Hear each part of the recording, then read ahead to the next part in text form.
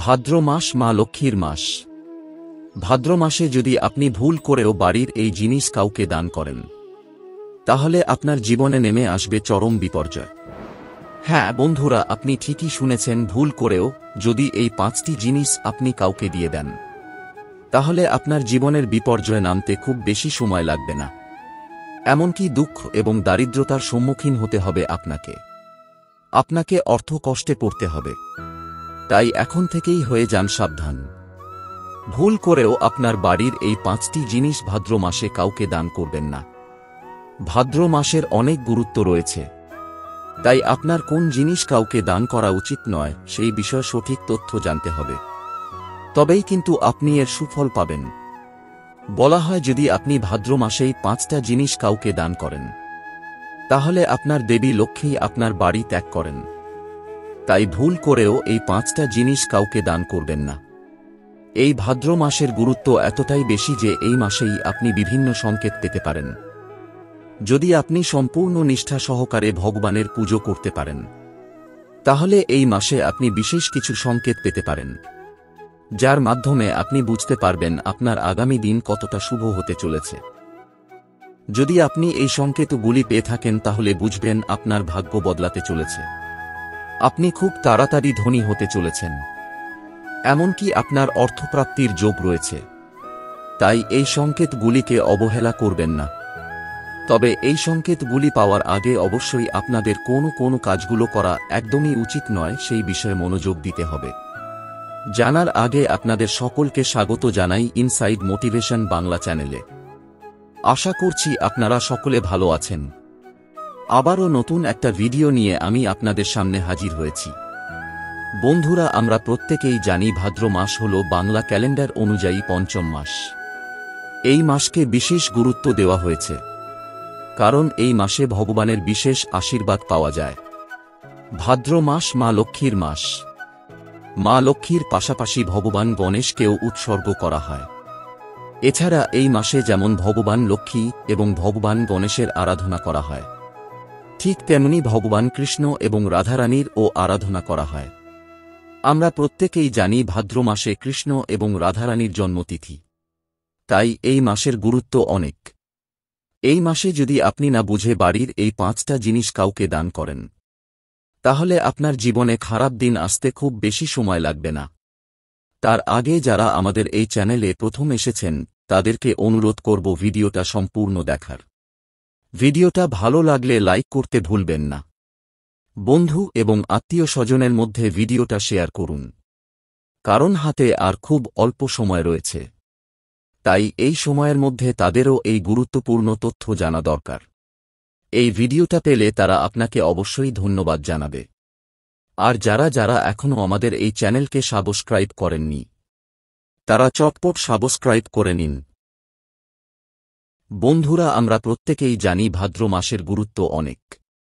এই মাসে আমরা দেবী লক্ষ্মীকে বিশেষভাবে আরাধনা করি, এবং এই ভাদ্র মাসেই মা লক্ষ্মী আমাদের দিয়ে থাকেন বিশেষ কিছু সংকেত, যার থেকে আমরা বুঝতে পারি যে আমাদের ভালো সময় আসতে চলেছে নাকি খারাপ সময়। তাই আজকের এই ভিডিওতে আমি আপনাদের জানাবো এমন কোন জিনিস আপনি ভাদ্র মাসে কাউকে দান করবেন না, যা দান করলে আপনার গৃহ থেকে দেবী লক্ষ্মী চলে যাবে, এমনকি আপনার জীবনে চরম বিপর্যয় নামবে। অর্থ কষ্টে পড়তে হতে হবে আপনাকে, এমনকি আপনার পরিবারের প্রত্যেককেই দুঃখ দারিদ্র্যের মধ্যে দিন কাটাতে হবে। তাই ভুল করেও এই 5টি জিনিস ভাদ্র মাসে কাউকে দেবেন না। ভাদ্র মাসে সাধারণত বাড়ির লক্ষ্মীকে কখনোই বাড়ির বাইরে বের করা উচিত নয়। আমাদের বাড়িতে মেয়েদেরকে লক্ষ্মী মনে করা হয়, তাই এই মাসে ভুল করেও কোনো মেয়েদেরকে বাড়ি থেকে বের করা উচিত নয়। এমনকি তাদের কোনো কাজেতে বাইরে যাওয়া ঠিক নয়। যদি একান্তই যেতে হয়, তাহলে ভাদ্র মাস শেষ হওয়ার আগে তাকে কিন্তু বাড়িতে ফিরে আসতে হবে। কথিত আছে, এই ভাদ্র মাসে যদি দেবী লক্ষ্মী বাড়ির বাইরে চলে যায়, তাহলে সে কিন্তু আর বাড়িতে ফিরে আসে না। তাই এই মাসে কিন্তু ভেবেচিন্তে কাজ করতে হবে। এমনকি এই মাসে দেবী লক্ষ্মীর বিশেষ আরাধনা করতে হবে, যাতে দেবী লক্ষ্মী আপনার গৃহে অধিষ্ঠান করে। চলুন জেনে নেওয়া যাক কোন 5টি জিনিস আপনি ভাদ্র মাসে কাউকে দেবেন না। প্রথম, আপনি যে জিনিসটি ভাদ্র মাসে কাউকে দেবেন না সেটি হল চাল। চাল, ধান বা ভাতও এই সব কিছুই মা লক্ষ্মীর প্রতীক মনে করা হয়। এমনকি আমরা এটাও জানি এই চালের মধ্যেই মা লক্ষ্মী এবং মা অন্নপূর্ণার বাস। তাই এই ভাদ্র মাসে ভুল করেও কাউকে চাল বা চাল জাতীয় কোনো দ্রব্য দান করবেন না। যদি আপনি ভুল করেও চাল বা ভাত কাউকে দান করেন, সেই ক্ষেত্রে আপনাকে কিন্তু চরম বিপর্যয়ের সম্মুখীন হতে হবে। আপনার পরিবারে নেমে আসতে পারে দারিদ্রতা। এমনকি আপনাদের পরিবারের সকল সদস্যকে অর্থকষ্টে ভুগতে হতে পারে। তাই এই বিষয়ে সাবধান হন। দেখুন বন্ধুরা, অনেক সময় আমাদের আত্মীয় স্বজন বা প্রতিবেশী তাদের প্রয়োজনের জন্য আমাদের কাছে চাল কিংবা ভাত নিতে আসে। কিন্তু আপনাকে জানিয়ে রাখি, ভুল করেও ভাদ্র মাসে এমনি এমনি তাকে চাল বা ভাত দেবেন না। যদি একান্তই দেওয়ার প্রয়োজন হয়, তাহলে আপনি 1 টাকার কয়েন নিয়ে তবেই তাকে চাল অথবা ভাত দেবেন। সেই রকমই যদি আপনাকেও আপনার কোনো আত্মীয় স্বজন বা প্রতিবেশীর কাছ থেকে চাল কিংবা ভাত নিতে হয়, তাহলে আপনাকেও কিন্তু 1 টাকার কয়েন দিয়ে তবেই তার থেকে চাল বা ভাত নেওয়া উচিত। বিনামূল্যে কখনোই চাল বা ভাত নেবেন না। অনেক সময় প্রতিবেশীদের বাড়িতে চাল বেড়ে যাওয়ায় তারা আমাদের কাছে চাল চাইতে আসে। সেই ক্ষেত্রে আপনি তাদের বিনামূল্যে চাল না দিয়ে একটা 1 টাকার কয়েন নিয়ে তবেই কিন্তু চাল দেবেন। দেখবেন যেন টাকার বিনিময়ে চালটা দেওয়া হয়। কথিত আছে, যদি আপনি বিনামূল্যে এই চাল আপনার আত্মীয় স্বজন কিংবা প্রতিবেশীকে দান করেন, তাহলে সাথে সাথেই দেবী লক্ষ্মী আপনার বাড়ি ত্যাগ করবে। আমি আগেই বলেছি, চালের মধ্যে মা লক্ষ্মীর বাস। তাই আপনি যদি ভুল করেও কাউকে এমনি এমনি চাল দান করেন, তাহলে তার সাথে সাথেই মা লক্ষ্মী আপনার গৃহ ত্যাগ করবে। আপনিও সর্বদা চেষ্টা করবেন কোনো দোকান থেকে পয়সা দিয়ে চাল কেনার। কখনোই কারুর থেকে বিনামূল্যে চাল নেবেন না।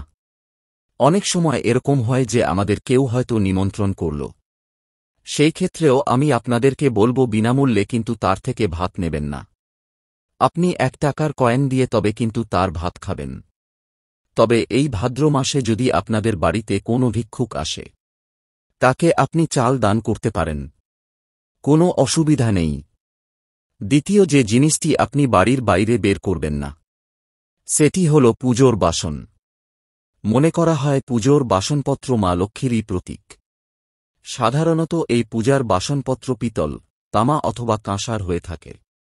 তাই এই ভাদ্র মাসে ভুল করেও এই পূজার বাসনপত্র কাউকে দান করবেন না।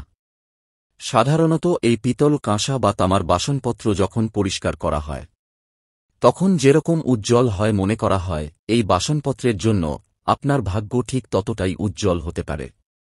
কিন্তু ভুল করেও যদি আপনি আপনার পুজোর বাসনপত্র আপনার আত্মীয় স্বজন বা প্রতিবেশীকে দান করেন, তাহলে কিন্তু আপনার ভাগ্যের উজ্জ্বলতা নষ্ট হয়ে যায়।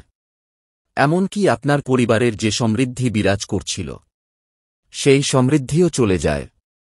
তাই যদি একান্তই কাউকে পুজোর বাসনপত্র দান করতেই হয়, তাহলে কিছু জিনিসের বিনিময়ে তাকে পূজার বাসনপত্র দান করবেন।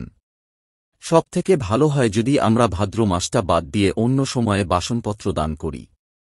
এছাড়া আপনি ভাদ্র মাসে কাউকে ধার বাকিতে টাকা পয়সা দেবেন না। বলা হয় এই মাসে যদি আপনি কাউকে টাকা ধার দেন, তাহলে আপনার বাড়ির ধন লক্ষ্মী আপনার গৃহ ত্যাগ করবে। এমনকি আপনার এই কাজকর্মের ফলে ধনলক্ষ্মী খুবই রুষ্ট হন আপনার প্রতি। এমনকি আপনি যদি এই মাসে কাউকে টাকা ধার দেন বা কারো থেকে টাকা ধার নেন, তাহলে মা লক্ষ্মীকে পায়ে ঠেলে দেওয়া হয় বলে মনে করা হয়। তাই ভুল করেও এই মাসে কাউকে টাকা ধার দেবেন না বা কারো থেকে টাকা ধার নেবেন না। এর ফলে যদি ধনলক্ষ্মী আমাদের গৃহ ত্যাগ করে, তাহলে আমাদের সংসারে সুখ শান্তি তার সাথে সাথেই চলে যায়। যদি একান্তই দরকার হয়, যদি কাউকে প্রয়োজনের জন্য টাকা ধার দিতেই হয়, তাহলে ভাদ্র মাসটা কেটে যাওয়ার পর তবেই টাকা ধার দেবেন। বলা হয় ভাদ্র মাস যেরকম পবিত্র মাস, তার পাশাপাশি শূন্য মাসে বলা হয়। তাই এই মাসে যদি আপনি কাউকে ধার বাকিতে টাকা দেন, তাহলে আপনার ভাগ্য শূন্য হয়ে যাবে। এছাড়াও ভাদ্র মাসে মাংস, মধু, গুড়, সবুজ সবজি, বেগুন এবং মূলো খাওয়া নিষিদ্ধ। তাই ভুল করেও আপনারা ভাদ্র মাসে এই সবজিগুলো খাবেন না। বলা হয় ভাদ্র মাসে যদি আপনারা এই সবজিগুলো খান, তাহলে আপনাদের শারীরিক অবস্থার বিপর্যয় ঘটতে পারে। তাই এই বিষয়ে সতর্ক থাকুন। ভাদ্র মাসে এই সবজিগুলো খাওয়া থেকে বিরত থাকুন। দেখবেন আপনি সুস্থ থাকবেন। এছাড়াও ভাদ্র মাসে এই সবজিগুলো আপনি কাউকে দান করবেন না। বলা হয় যদি আপনি এই সবজিগুলো কাউকে দান করেন আর সে কোনো কিছু না বুঝে এই সবজি খায়, তাহলে তার যে শরীর অসুস্থ হয় সেই পাপটাও কিন্তু আপনার ভাগেই এসে জমা হয়। তাই ভুল করেও এই সবজিগুলো যেরকম নিজে খাবেন না, সেরকম কাউকে দান করবেন না। এর পাশাপাশি ভাদ্র মাসে প্রত্যেকদিন নিয়মিত দেবী লক্ষ্মীর পুজো করবেন এবং সন্ধেবেলায় প্রত্যেকদিন মা লক্ষ্মীর সামনে ঘিয়ের প্রদীপ জ্বালাতে ভুলবেন না। বলা হয় যদি আপনারা এই ভাদ্র মাসে প্রত্যেক দিন সন্ধেবেলায় মা লক্ষ্মীর সামনে ঘিয়ের প্রদীপ জ্বালান, তাহলে সেই বাড়িতে দেবী লক্ষ্মী সারা বছর বিরাজ করেন আর মা লক্ষ্মীর আশীর্বাদে আপনার সুখ সমৃদ্ধি বৃদ্ধি পাবে। তাই প্রত্যেকদিন মা লক্ষ্মীর সামনে ঘিয়ের প্রদীপ জ্বালাতে ভুলবেন না।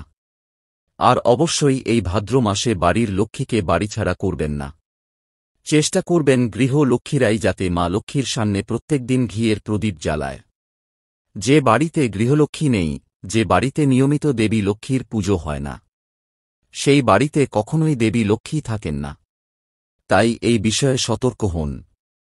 এছাড়া আপনাদের পক্ষে যদি নিয়মিত ঘিয়ের প্রদীপ জ্বালানো সম্ভব না হয়, তাহলে ভাদ্র মাসের বৃহস্পতিবার দিন অবশ্যই আপনারা ঘিয়ের প্রদীপ জ্বালান। এতে অবশ্যই ভালো ফল পাবেন। এছাড়া ভাদ্র মাসে করি ঘি এবং হলুদ কাউকে দান করতে নেই। বলা হয় এই তিনটে জিনিস যদি আপনি কাউকে দান করেন, তাহলে এর সাথে সাথেই মা লক্ষ্মী আমাদের গৃহ ত্যাগ করেন। তাহলে বন্ধুরা, এই ছিল আজকের বিষয়। এমন কোনো 5টি জিনিস আপনারা এই ভাদ্র মাসে কাউকে দান করবেন না। যদি আপনারা ভুল করেও এই 5টি জিনিসের মধ্যে কোনো একটি জিনিস কাউকে দান করে ফেলেছেন, তাহলে আপনারা সবকিছুর জন্য মা লক্ষ্মীর কাছে ক্ষমা চেয়ে নিন। মা লক্ষ্মী অবশ্যই আপনাদের প্রার্থনা শুনবেন। আর যদি এই 5টি জিনিসের মধ্যে আপনারা এখনো পর্যন্ত কাউকে কোনো জিনিস দান করেননি, তাহলে এটাই অনুরোধ করব ভাদ্র মাস শেষ হওয়ার আগে আপনি এই জিনিস কাউকে দান করবেন না। বন্ধুরা, আজকের ভিডিওটা এখানেই শেষ করছি। আশা করছি আপনাদের এই ভিডিওটা ভালো লেগেছে। আগেও আপনারা এরকম ভিডিও পেতে এই চ্যানেলটিকে সাবস্ক্রাইব করে রাখুন। আর ভিডিওটি ভালো লাগলে ভিডিওটিতে লাইক করুন। বন্ধু এবং আত্মীয় স্বজনের মধ্যে ভিডিওটি শেয়ার করুন, যাতে এই মূল্যবান তথ্য তারাও জানতে পারে। এবং কমেন্টে অবশ্যই লিখুন জয় মা লক্ষ্মী, যাতে মা লক্ষ্মীর আশীর্বাদ সর্বদা আপনাদের উপরে থাকে। দেখা হচ্ছে পরের ভিডিওতে। ভালো থাকবেন।